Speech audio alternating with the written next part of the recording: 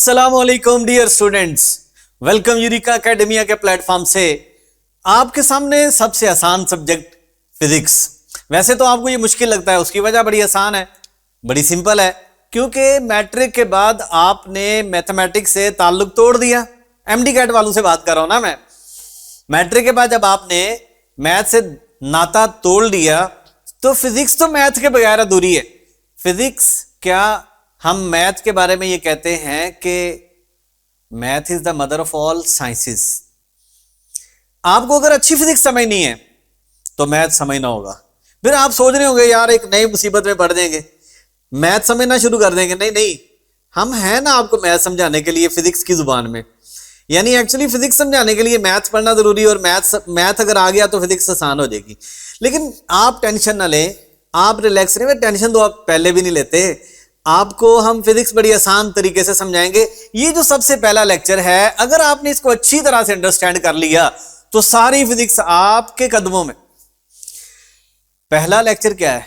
Basic concepts. Basic concepts physics के वो concepts हैं जो सारे चैप्टर पढ़ने के लिए आपको पता होने चाहिए। ये बहुत बहुत आसान है, इसलिए इस लेक्चर को मिस मत कीजिएगा। अगर आपने बाद में भी ज्वाइन किया तो पहले नंबर पे आपने इस लेक्चर को सुनना है। स्टार्ट करते हैं कुछ लंबी चौड़ी बातें करने से पहले बेसिक ट्रिक्स या बेसिक कॉन्सेप्ट्स। बेसिक कॉन्सेप्ट्स में क्या है, हम देखें आपके सामने ये जो लाइन लिखी हुई है ना, ये आपकी जानी पहचानी है।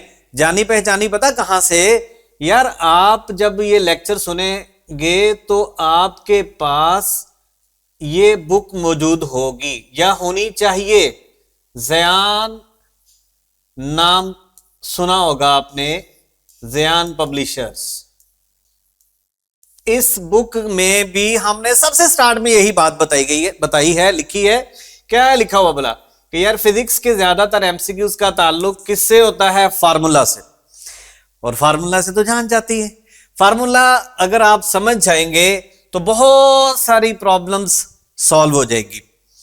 अब किस टाइप के क्वेश्चंस आते हैं देखते हैं।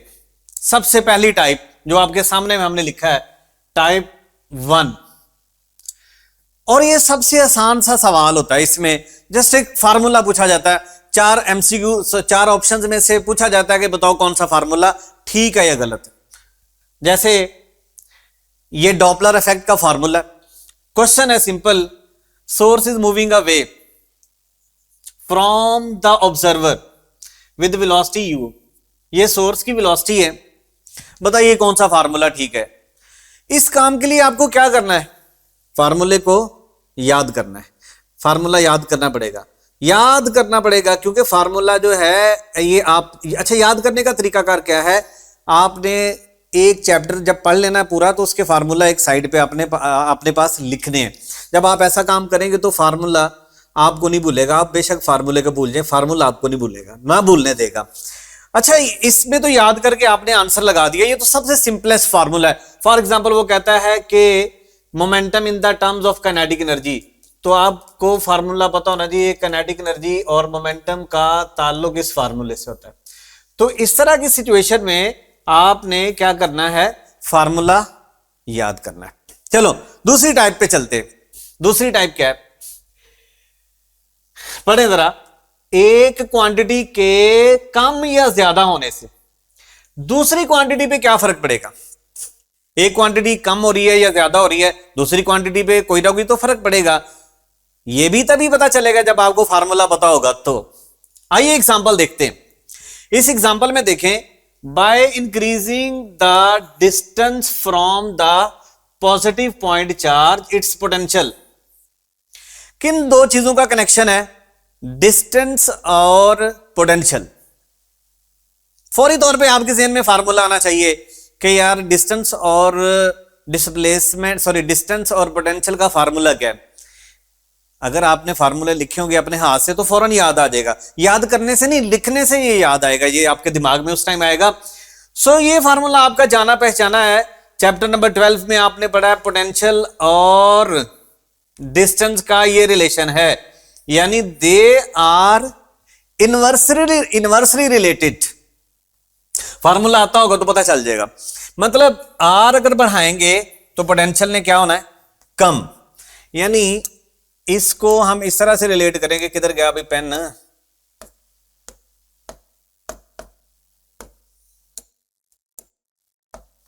चले नहीं मिल रहा, मैं सोच रहा था कलर चेंज कर लूं, ओ इस साइड पे खड़ा है ये, ठीक है। अगर हम आर बढ़ाएंगे तो पोटेंशियल कम होगा, by increasing distance we will decrease. Next type की बात करते हैं। एक क्वांटिटी की वैल्यू में रेशो दी गई है, तो दूसरी क्वांटिटी की वैल्यूज में रेशो फाइंड करना होगी। मैं आपको ये जो बात ऊपर हेडिंग में दी गई है, इसको अंडरस्टैंड कैसे करना है एग्जांपल्स के साथ। तो एग्जांपल आपके सामने आ गई है, देखें जरा।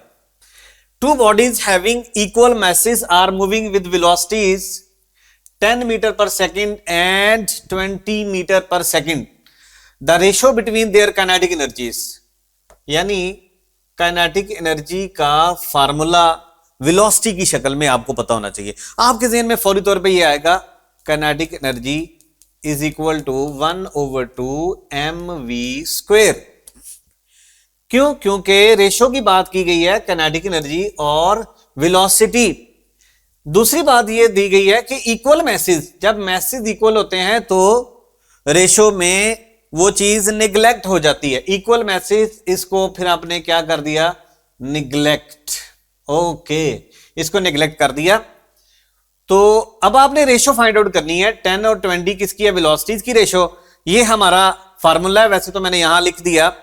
तो अब आप इसको ऐसे फाइंड आउट करेंगे, kinetic energy 1 over kinetic energy 2 is equal to velocity 1 over velocity 2 whole square, क्योंकि उनका जो रिलेशन है वो स्क्वायर वाला है। v1 है 10, v2 है 20 whole square, you will get 1/4। So your answer will be 1/4। अभी तक मैंने आपको जो टाइप्स बताई हैं, पहले वाली टाइप में बताया था कि सिंपल फार्मूला, दूसरे वाले में आएगा कि एक में कुछ चेंज आ रही तो दूसरे में कैसी चेंज आएगी। और अभी मैंने इस टाइप की बात की है कि रेशो की बात की जाएगी कि दो में ये रेशो है, बाकी दो में रेशो बताओ। अभी तो आपको बहुत आसान सी चीजें लग रही हैं, लेकिन थोड़ा सा आप आहिस्ता आहिस्ता कॉम्प्लेक्स चीजों की तरफ मूव करेंगे ताकि पूरी की पूरी फिजिक्स में जो टेक्निक्स यूज होती हैं वो आपको पता चल जाए। बढ़ते हैं अगली टेक्निक की तरफ, टाइप नंबर 4। पढ़ो क्या लिखा है। एक क्वांटिटी को क्या किया, डबल। जरूरी नहीं है डबल, हाफ, या बात की जा सकती है ट्रिपल। इतने टाइम इसको करेंगे तो दूसरी में कितने टाइम डिफरेंस आएगा। हो जाए एग्जांपल, ये आपके सामने एक एग्जांपल है। Length of the pendulum is doubled. पता है ये सवाल पहली बार आपने कहां सीखा था या कहां पढ़ा था, 10th क्लास। आसान है। लेंथ को डबल किया तो टाइम पीरियड पे क्या फर्क आएगा, यह है इसका आंसर। लेकिन सोचना कैसे है भला, फार्मूले से। फार्मूला आना आता होगा तो ये काम आसान हो जाएगा। जैसे ये देखें, T is equal to 2π√L/G। T is directly proportional to √L। Length को जब हम डबल करेंगे तो वो √2 टाइम्स, यानी ये डबल की लेंथ हमने तो √2 टाइम्स फर्क पड़ा। इस टाइप के क्वेश्चंस आएंगे, ठीक है। जैसे ये मैंने सवाल किया है, ऐसा कोई और सवाल भी लिख लेते हैं। Kinetic energy is equal to p²/2m। सवाल में ये लिखा आ सकता है, मोमेंटम को डबल किया काइनेटिक एनर्जी कितनी होगी। सोचो, ये मोमेंटम डबल करेंगे तो काइनेटिक एनर्जी कितनी हो जाएगी, 4 टाइम्स। बाकी चीजों को हमने कांस्टेंट रखा है, बाकी चीजों को नहीं छेड़ा। बहुत सारे ऐसे एग्जांपल्स हैं। फॉर एग्जांपल, और भी फार्मूले मुझे बहुत सारे आते हैं, आपको भी आते हैं, कुछ भी सोच लें। फॉर एग्जांपल, सेंट्रीपिटल फोर्स है Fc is equal to mv² over r। एक चीज में वेरिएशन करके दूसरी में पूछने जाने का मतलब ये होगा कि बाकी चीजों को कांस्टेंट लेना है। मैस और रेडियस कांस्टेंट है, कीपिंग दीज वैल्यूज कांस्टेंट। अगर मैं वेलोसिटी को डबल करूं तो सेंट्रीपिटल फोर्स कितने टाइम हो जाएगी, सोचें खुद ही, 4 टाइम्स। Okay, next type. अगर एक क्वांटिटी की 2 वैल्यूज और दूसरी क्वांटिटी की एक वैल्यू दी गई हो, यानी एक क्वांटिटी की कितनी है, 2 वैल्यू, और दूसरी क्वांटिटी की कितनी है, सिंगल वैल्यू, तो दूसरी वैल्यू क्या होगी, एग्जांपल से आपको समझाते हैं। यानी इसको हम कहते हैं 2 वैल्यूज रिलेशनशिप। ये एग्जांपल से आपको ये बात समझ आएगी। If at pressure 10 atmosphere the volume of the gas is 2 metre cube, यानी ये P1 है और ये है V1, then at what pressure, मतलब P2 क्या होगा, if the volume of the gas will 5 metre cube, V1 5, okay sorry V2 5 metre cube, P1 given, V1 given, V2 given, हमें फाइंड आउट करना है P2। कैसे फाइंड आउट करेंगे, formula आता होगा, कौन सा फार्मूला है, बॉयल्स लॉ, ठीक है। ये देखें सॉल्यूशन, ये रेशियो ऐसे क्यों लिखी गई है, ये देखें, P is equal to, Boyle's law का फार्मूला है P inversely proportional to volume, लिहाजा फिर ये ऐसे आएगा P1 ओवर P2,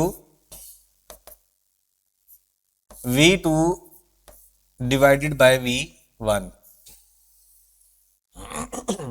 क्योंकि इनमें जो रिलेशनशिप है प्रेशर और वॉल्यूम में वो इनवर्स है।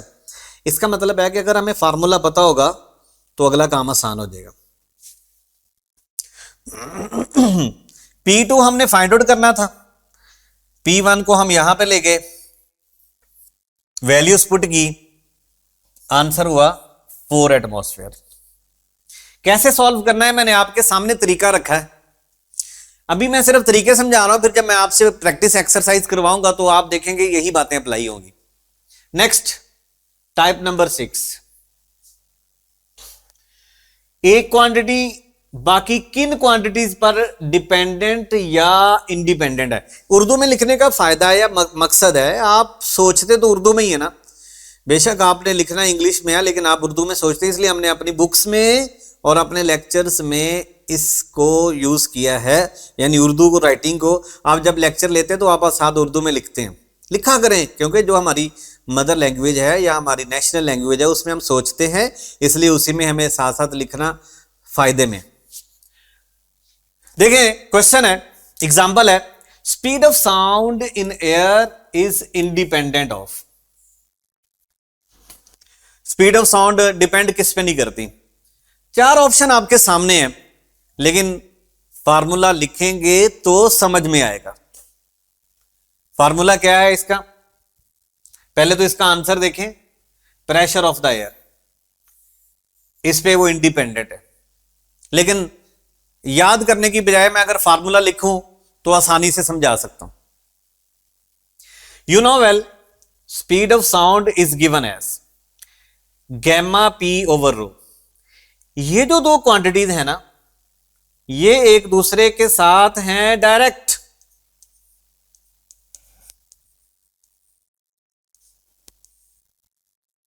मींस प्रेशर बढ़ेगा तो डेंसिटी भी बढ़ेगी। अगर मेरे पास बहुत सारे मॉलिक्यूल्स हैं ये मेरे दोनों हाथों के बीच में, तो मैं अगर उसको कंप्रेस करूंगा, मतलब मैंने प्रेशर बढ़ाया तो डेंसिटी बढ़ गई, वो करीब आ गया ना मॉलिक्यूल्स। इट मींस ये दोनों डायरेक्ट हैं तो ratio remains constant, ratio remains constant. क्यों भला? अगर मैंने प्रेशर डबल किया डेंसिटी भी डबल हो जानी। इसका मतलब है कि प्रेशर पे डिपेंडेंस नहीं है। इस टाइप के क्वेश्चंस आएंगे। आगे बढ़ते हैं, numerical type questions. Numerical type questions में क्या होगा कि कोई क्वांटिटीज आपको दी गई होगी और किसी और क्वांटिटीज के दरमियान रिलेशनशिप पूछा गया होगा। न्यूमेरिकल टाइप क्वेश्चन सॉल्व करने के लिए क्वेश्चन में देखें कि कौन सी क्वांटिटीज दी गई हैं।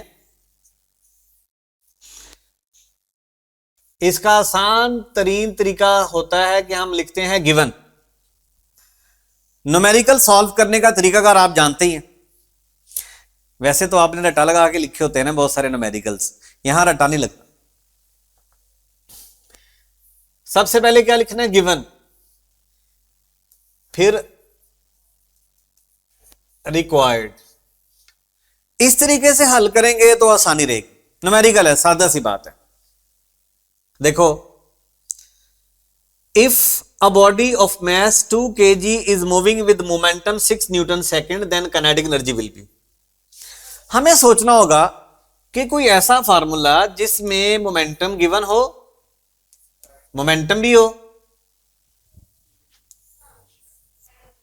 मैस भी हो, काइनेटिक एनर्जी फाइंड आउट करनी है। सोचो, वैसे थोड़ी देर पहले मैंने लिखवाया था यह formula. Kinetic energy is equal to P square over 2m। इस फार्मूले को अप्लाई करें, your answer will be 9 joule. P की वैल्यू पुट की हमने, मैस की वैल्यू पुट की, आंसर आ गया 9 जॉल। पता होना चाहिए फार्मूला, तो तब हम आंसर भी फाइंड आउट कर सकते हैं। नेक्स्ट टाइप पढ़ें, क्या लिखा है? किसी भी फार्मूले को रीअरेंज करने या वेरिएबल्स नाम बदल। अच्छा, ये देखें, ये सवाल पे मैं एक बार फिर आ जाऊं। सपोज हमें मैथ्स गिवन होता, फिर बता देता वो कि स्पीड है, वेलोसिटी फर्ज किया 3 metre per second, then I will apply kinetic energy is equal to half mv square formula. क्योंकि मैथ भी गिवन है, वेलोसिटी भी गिवन। ये डिपेंड करता है कि गिवन क्या है, फिर फार्मूला हम उस तरह का अप्लाई करेंगे। किसी भी फार्मूले को रीअरेंज करने से वेरिएबल्स का नाम पूछा जा सकता है, नाम बदलकर। रीअरेंज, आइए एग्जाम्पल से समझते हैं। T is the time period. याद है एक बार पास्ट में क्वेश्चन आया था, उसने टाइम पीरियड का नाम भी बदल दिया था। उसने लिखा था N इज टाइम पीरियड, लेकिन बहरहाल इस सवाल में हमने टाइम पीरियड को T लिखा है। नाम बदल के एग्जामिनर दे सकता है। Where acceleration due to gravity is G and the length of the pendulum is. अब सब जानते हैं कि ये फार्मूला हमने मैट्रिक में पढ़ा था, 2 पाई L ओवर G। इस फार्मूले में लेंथ एक साइड पे नहीं है, हमसे लेंथ पूछी गई है, तो लेंथ को एक साइड पे करना, साइड पे करना तो आपको आता ही होगा। Taking square on both sides, T square is equal to 4 pi square L over G। इस फार्मूले में आपको लेंथ फाइंड आउट करनी है। लेंथ को एक साइड पे कर लो, बाकी ये चीजें एक साइड पे करनी है। इधर G क्या हो रहा है? डिवाइड, उधर जाके मल्टीप्लाई हो जाएगा। सो your answer will be alpha.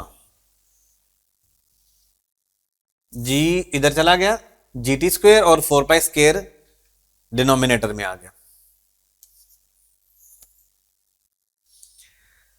किसी भी फार्मूले में आपको वेरिएबल्स को, फॉर एग्जांपल एक और एग्जांपल देते हैं,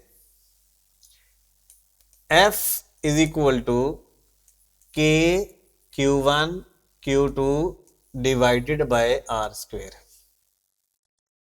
find the value of K। So you will get F R square over Q1 Q2 is equal to K. यानी फार्मूला क्या किया आपने, रीअरेंज। सो रीअरेंजमेंट आपको आनी चाहिए। Got it. Next, graphical type questions बड़े ही इंपॉर्टेंट है। पहला ही यूनिट जो अब दूसरा यूनिट फोर्स एंड मोशन है, वहां पर बहुत सारे ग्राफ्स आप देखेंगे। ग्राफ्स जरा गौर से देख लीजिए। आज कोई दो क्वांटिटीज में ग्राफ कैसा होगा? एक्चुअली ग्राफ शो करता है रिलेशनशिप। दो क्वांटिटीज के दरमियान ताल्लुकात कैसे हैं, अच्छे हैं, बुरे हैं, ये ग्राफ हमें बताएगा। एक क्वांटिटी के बढ़ने कम होने से दूसरी क्वांटिटी पे क्या फर्क पड़ता है, ये भी कौन बताएगा? Graph. For example, the graph between potential energy stored in a capacitor versus voltage across the capacitor is।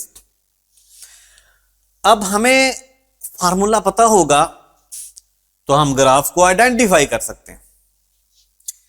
You know well, potential energy का फार्मूला क्या होता है कैपेसिटर के लिए? वोल्टेज के साथ half C V square. Formula आता है तो रिलेशनशिप भी पता चल जाएगा। पोटेंशियल एनर्जी और वोल्टेज का ये कनेक्शन है। कुछ देर के बाद मैं आपको बताऊंगा कि अगर एक क्वांटिटी की पावर होगी 1 तो दूसरी क्वांटिटी की पावर 2 है, तो ग्राफ की शक्ल कैसी होगी। अभी आप सिर्फ ध्यान में रखें, ऐसी सिचुएशन में ग्राफ फैसला करेगा इक्वेशन से, फार्मूले से। इसने हमें बताना है कि कौन सा ग्राफ आएगा। तो पोटेंशियल एनर्जी या energy stored with respect to potential का ग्राफ ये होगा। वाई ये शेप क्यों होगी, ये जानने के लिए थोड़ी देर के लिए आपको वेट करना होगा कि कौन से दो वेरिएबल्स कैसे कैसे होंगे तो ग्राफ कैसा बनेगा, ये चीज समझाएंगे अभी आपको। आगे बढ़ते हैं। फिलहाल आपको क्या ये बात सिखाइए कि दो वेरिएबल्स के दरमियान ग्राफ कैसा होगा, ये भी हमें तब पता चलेगा अगर हमें फार्मूला आता होगा। टाइप नंबर 10, कोई दो क्वांटिटीज के दरमियान ग्राफ की स्लोप क्या बताएगी? एक लफ्ज ज़हन में रख लीजिए, स्लोप एक्चुअली क्या होती है? रेशो। रेशो क्या होती है? Vertical value divided by horizontal value. Vertical value को हॉरिजॉन्टल वैल्यू से डिवाइड करेंगे, जो यूनिट बनता होगा उससे आपने फैसला कर लेना। देखते हैं कुछ एग्जांपल्स। स्लोप फिर क्या है, फिर याद रखना, slope actually perpendicular quantity divided by horizontal quantity. एक चीज और भी आएगी, चलें वो आगे बढ़ते हैं। अगले सवाल के अंदर वो चीज बताऊं। The slope of velocity time graph. सुनो, वेलोसिटी टाइम ग्राफ, वेलोसिटी है डियर स्टूडेंट्स वाई एक्सिस पे, टाइम हॉरिजॉन्टल। सोचो, हल करने की बजाय आप फटाफट बताओ वेलोसिटी ओवर टाइम क्या होता है? Acceleration. Answer is acceleration. Vertical divide by horizontal. Slope का फैसला आसान है। एक एग्जांपल से नहीं समझ आनी, कुछ और एग्जांपल्स देखते हैं।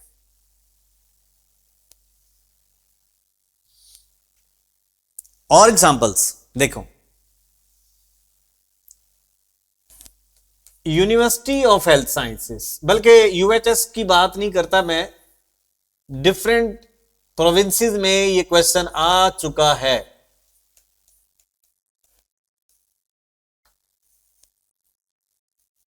Slope of Ohm's law gives, सोचें,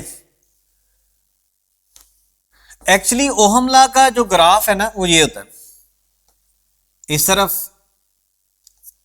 करंट और इस तरफ voltage. Slope will be equal to current over voltage. क्या हुआ? Conductance. Slope of Ohm's law gives conductance. मुझे कैसे पता चला? आर होती है वी ओवर आई, तो यहां क्या है? I over V. इसका मतलब है स्लोप क्या है? कंडक्टेंस। अगर ग्राफ बना दिया जाता इसकी बजाय, करंट की बजाय यहां होता वोल्टेज और इस तरफ होता करंट, इस सूरत में स्लोप क्या होती? V ओवर आई, और हम क्या कहते हैं इसको? रेजिस्टेंस। कुछ बच्चों के ذहन में सवाल आएगा कि सर अगर ग्राफ गिवन ही ना हो तो हम क्या लिखेंगे, कंडक्टेंस या रेजिस्टेंस? ऐसी सिचुएशन में आपने आंखें बंद करनी है और अपनी बुक पे नजर डालनी। आपकी टेक्स्ट बुक में ग्राफ बना है उसके मुताबिक फैसला करना है, क्योंकि अब आपके सामने ग्राफ नहीं है, तो आपकी बुक में जो ग्राफ बना हुआ है उसके मुताबिक आंसर क्या हुआ? कंडक्टेंस। और टाइप के क्वेश्चन से देखते हैं।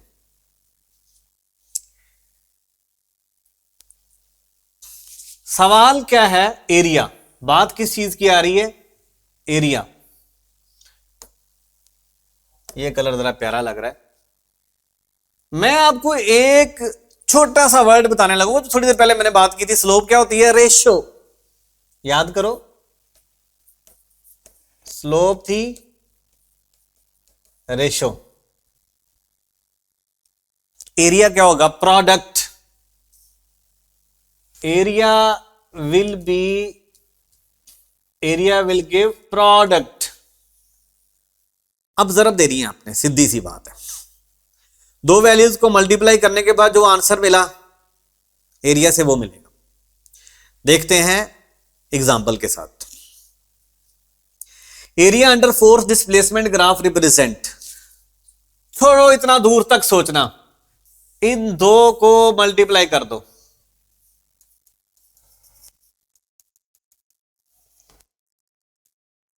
क्यों मैंने मल्टीप्लाई किया? क्योंकि लफ्ज क्या लिखा था? एरिया।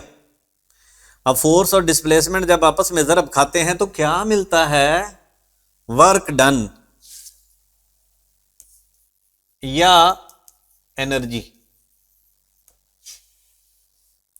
इसके एरिया से हमें क्या मिला? वर्क डन या एनर्जी। पास में क्वेश्चन आ चुका है, area under stress strain graph. Stress strain graph, लफ्ज एरिया है। Area will be equal to 1/2 stress into strain.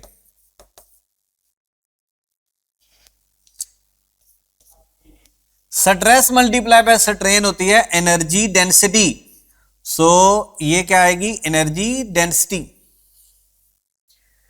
Stress strain area के ग्राफ के एरिया से हमें एनर्जी डेंसिटी मिली। सवाल अगर यहां पर आ जाता एरिया की बजाय slope, slope of stress strain graph, बहुत आसान बात है, ऊपर क्या लिखते हैं? स्ट्रेस, नीचे क्या लिखते हैं? स्ट्रेन। सोचो स्ट्रेस ओवर स्ट्रेन क्या बनता है? Elastic modulus. मुझे उम्मीद है कि आप समझ गए होंगे कि जब भी कभी ग्राफ की स्लोप की बात होगी तो ratio perpendicular quantity divided by horizontal quantity, और जब कभी बात होगी एरिया की, प्रोडक्ट। ओके, कुछ चीजें याद रखनी है आपने, फार्मूले वो मैं आपको याद करवाऊंगा कि किस टाइप की शक्ल होगी तो उसका एरिया किस टाइप का होगा। वेट करें अभी आएगा ये। अक्सर एमसीक्यूज में क्वांटिटीज के दरमियान रिलेशन पूछा गया होता है, फार्मूला आता होगा तो रिलेशन भी बता देंगे। फॉर एग्जांपल,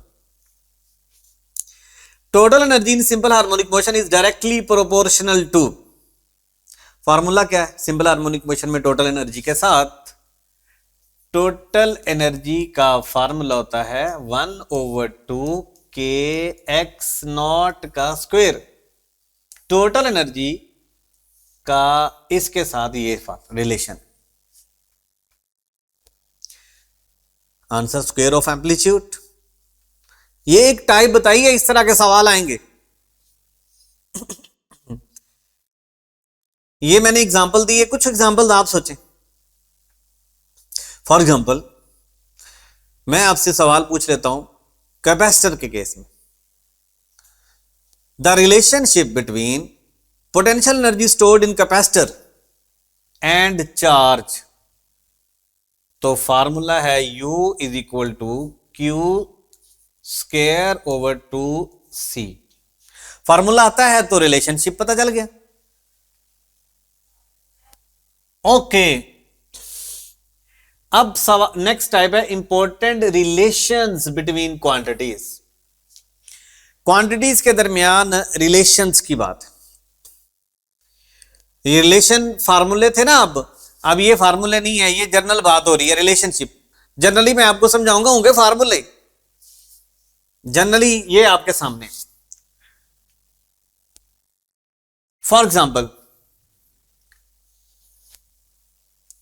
पहले नंबर पे समझें इस रिलेशनशिप को, इसको हम कहते हैं डायरेक्टली प्रोपोर्शनल।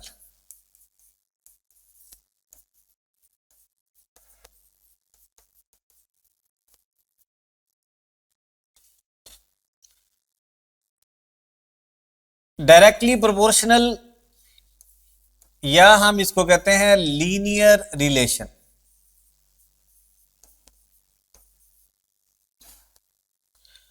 एक क्वांटिटी के बढ़ने से दूसरी क्वांटिटी पे क्या फर्क पड़ेगा, जैसे हमने यहां लिखा, if x increases then y also increases and if x decreases then y also decreases. Direct relation है। जब ज्यादा बारिश आती है ज्यादा पानी आता है, एक क्वांटिटी बढ़ेगी तो दूसरी भी बढ़ेगी। ऐसे रिलेशनशिप को हम कहते हैं लीनियर रिलेशन। फॉर एग्जाम्पल, अगर हम कैपेसिटर के ऊपर चार्ज की क्वांटिटी को इंक्रीज करेंगे, then the potential between the plates of the capacitor will increase linearly. जितना चार्ज बढ़ेगा उतना ही पोटेंशियल बढ़ेगा। ऐसी सिचुएशन में हम लिखते हैं उनकी रेशियो को ऐसे, y2 over y1 is equal to x2 over x1। यानी क्या लिखा है, जितना x में चेंज, जितने गुना अगर वो डबल हुआ तो y भी उतना ही होगा। सपोज इसको मैं लिखता हूं ये ट्रिपल हुआ तो ये भी ट्रिपल। एक क्वांटिटी जितना बढ़ेगी दूसरी क्वांटिटी भी उतना ही बढ़ेगी।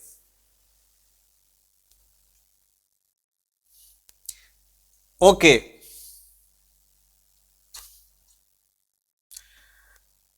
अगर x की रेशो होगी 2/3 तो y की रेशो भी कितनी होगी, 2/3। और एग्जांपल्स भी आप सोच सकते हैं। For example, F is equal to ma, Newton second law. F is directly proportional to a। ओहो, क्वेश्चन अगर आ जाता है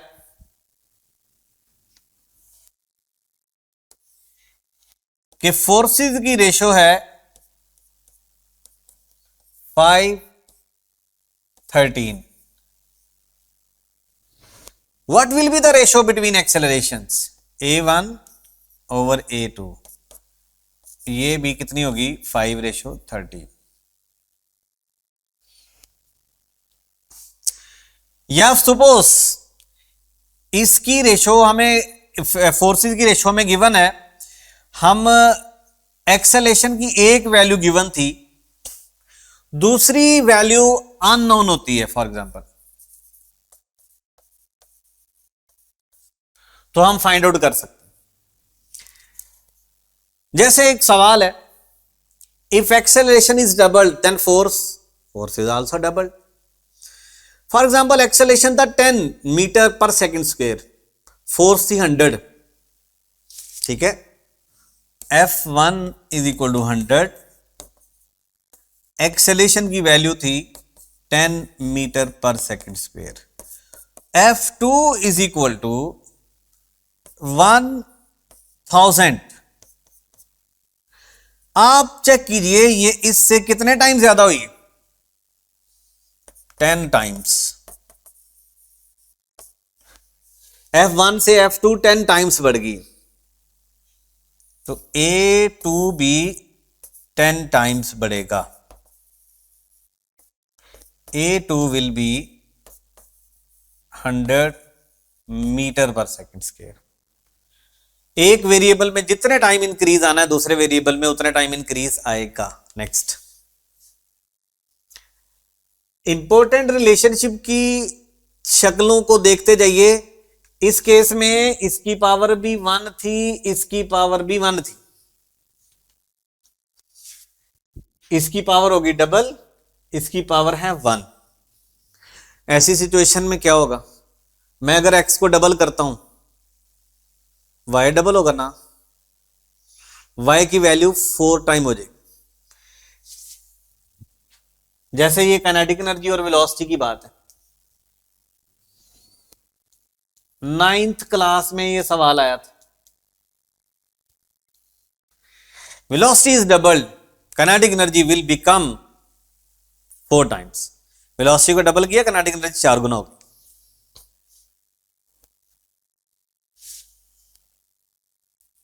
x की वैल्यू को स्केयर करने से y की वैल्यू में पता चलेगा।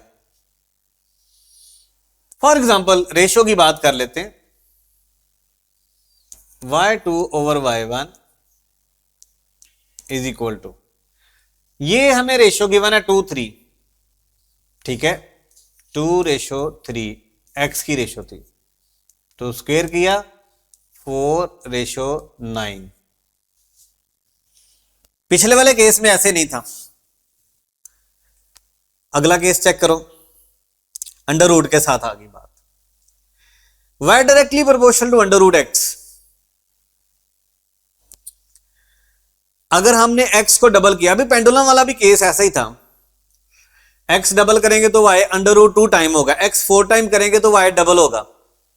इनके दरमियान रिलेशनशिप लिखने के लिए इस तरह से आपने फार्मूला लिखना है, if x increases then y also increases. Formula बताएगा हाउ मच, कितना इंक्रीज आना है, फार्मूला बताएगा, रिलेशनशिप बताएगा। जैसे लेंथ को हम करते हैं 4 टाइम्स, तो टाइम पीरियड कितना होगा? 2 टाइम्स। एक चीज अंडरस्टूड है, एक वैल्यू बढ़ाने से दूसरी ने बढ़ना है, लेकिन कितना बढ़ना है रिलेशनशिप से पता चलेगा। नेक्स्ट, इसको क्या कहते हैं? Inverse relationship. x बढ़ेगा, y की वैल्यू में कमी आएगी। एग्जाम्पल है बॉयल्स लॉ की, ये देख सकते हैं आप। ऐसी सिचुएशन में एक वैल्यू इंक्रीज करेगी तो दूसरी डिक्रीज। कितना? How much? In the same amount. एक को डबल किया, दूसरी हाफ। सही है। अगली साइड पे आ जाओ। एक बढ़ेगी तो दूसरी कम होगी, लेकिन अब ऐसा नहीं है। पिछले वाले केस में था x डबल हुआ तो y हाफ हो गया, यहां पर सीन और है, x डबल हुआ y कितना फर्क पड़ेगा। ये हम ऐसे करते हैं, ये देखो इनवर्स रिलेशन है, y2 over y1, x1 bye x2। इस फार्मूले से देखें, r अगर मैं कर देता हूं डबल तो E हो जाएगा E बाय 4। हो यार, ये पास्ट में सवाल आ चुका है, पास्ट पेपर्स अगर आप देखेंगे तो वहां पर ये क्वेश्चन आ चुका है। एक चीज डबल की है, दूसरी कम तो हुई है लेकिन ज्यादा कम हो गई है 1/4। इनके दरमियान ग्राफ कैसे बनेगा ये बात करेंगे अभी थोड़ी देर तक।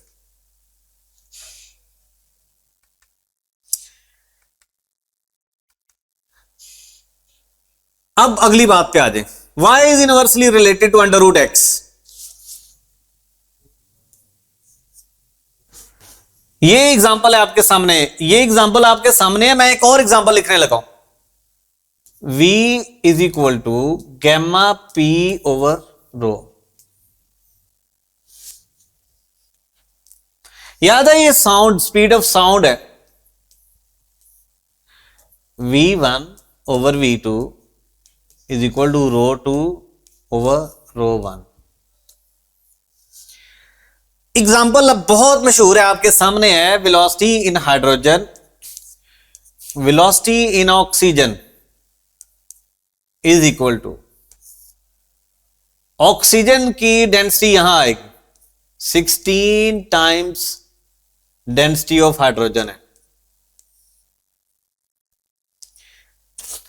और इधर डेंसिटी ऑफ हाइड्रोजन ही आएगी। V hydrogen will be equal to 4 times V oxygen. है ना इस तरह की रिलेशनशिप। मैंने ये आपको जो क्वेश्चन सॉल्व करके दिखाया है ये पास पेपर का है, कैसे हल करना है वो चेक कर लो। ये फार्मूला आपने कहां पढ़ा है, velocity of wave in a solid, transverse wave का फार्मूला है इन अ स्प्रिंग, ये स्प्रिंग सिस्टम है, सॉरी वेलोसिटी कह रहा हूं, फ्रीक्वेंसी का फार्मूला है, frequency of a simple pendulum. ये कांस्टेंट है, मैथ के साथ इस तरह से डिपेंड कर रही है, F1 over F2 M2 over M1।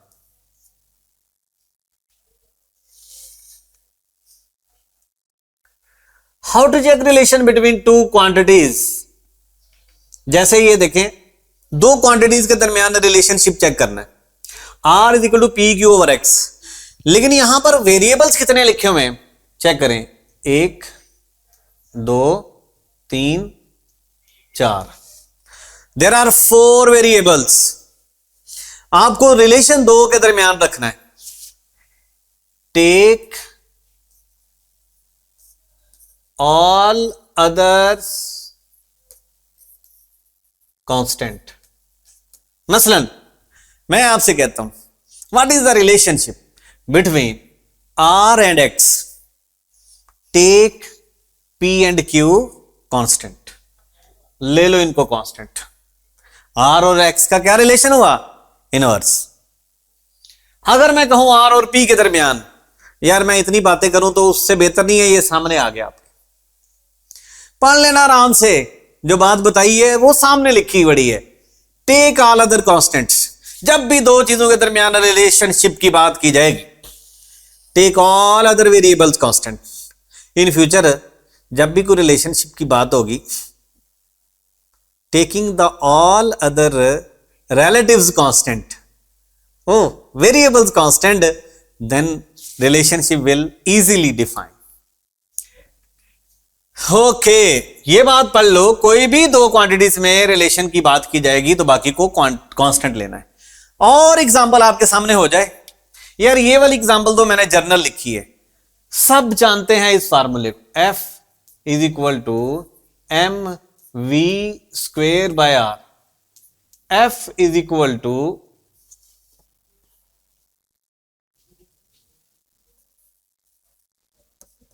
M R omega square. ये दोनों फार्मूले सेंट्रीपिटल फोर्स के लिखे हुए हैं। स्टूडेंट्स परेशान होते हैं कि सर जी सेंट्रीपिटल फोर्स रेडियस के डायरेक्ट है या इनवर्स है। कंडीशन के बगैर फैसला नहीं हो सकता, कंडीशन के बगैर फैसला नहीं हो सकता। Condition matters. कंडीशन अगर लगा दी जाए, मैथ तो दोनों में है ना, मैथ को कांस्टेंट है, velocity is constant, F inversely proportional to R.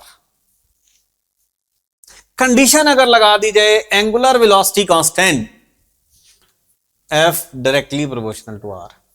समझ गए हो ना? दो वेरिएबल के दरमियान कनेक्शन कैसे फाइंड करना है, keeping the other values constant. और एग्जांपल आपके सामने रख देता हूं, यार बड़ी मशहूर एग्जांपल है।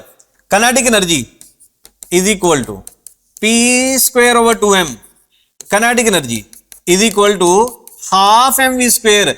स्टूडेंट्स कंफ्यूज होते हैं कि सर काइनेटिक एनर्जी का मैथ के साथ डायरेक्ट है इनवर्स है। फैसला आपके हाथ में है। काइनेटिक एनर्जी मैथ के साथ डायरेक्ट तब होगी वेलोसिटी को कांस्टेंट लेंगे, काइनेटिक एनर्जी मैथ के साथ इनडायरेक्ट तब होगी जब मोमेंटम को कांस्टेंट लेंगे। Who will decide the relationship? The constant. Constant फैसला करेगा। अब हम बात करते हैं ग्राफ्स की। तो मेरा ख्याल है ये बहुत लंबा लेक्चर हो गया, अगले लेक्चर में ग्राफ समझाऊंगा। ये आसान आसान सी बातें थी यार। देखो ना, हमने छत पे चढ़ना है तो आहिस्ता आहिस्ता सीढ़ियां चढ़नी है, आहिस्ता आहिस्ता ऊपर लेके चलूंगा।